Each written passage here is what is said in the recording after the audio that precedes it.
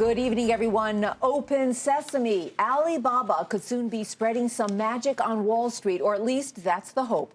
The giant Chinese e-commerce company filed paperwork with American regulators this afternoon so it can sell its shares here in U.S. markets. Alibaba has been often described as China's Amazon, eBay, and PayPal, all rolled into one internet powerhouse. It could be the biggest IPO since Facebook went public 2 years ago.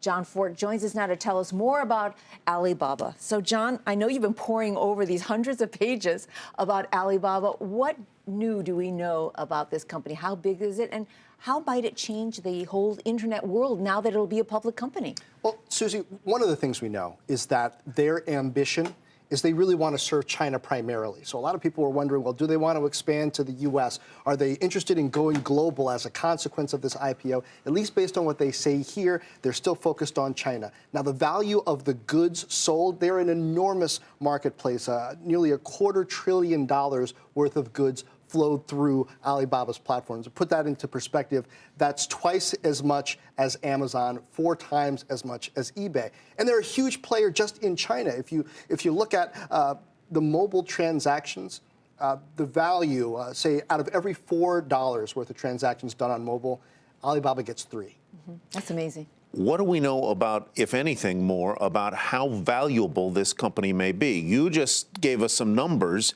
that would indicate that Alibaba is going to be 4 times as valuable as Amazon. Well, we don't know that.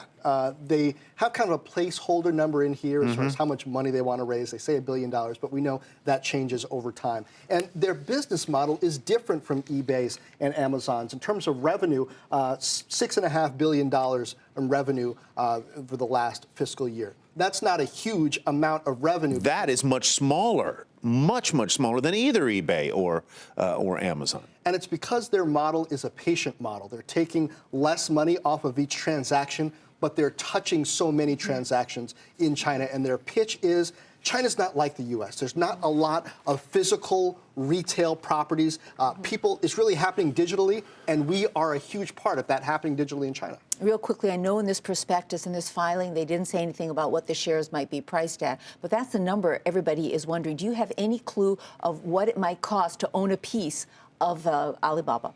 We don't know exactly how they're going to divvy that up. That's going to change right up to the last day. We don't know, but it's probably north of $150 billion, the total value of the company once it goes IPO. Okay. And what's it going to do to Yahoo? It's going to boost the value of Yahoo, right? Because they've got 24% of it. It could be good. Right now, a lot of that's already priced into Yahoo. We'll see where it goes from here. John Fort, thank you.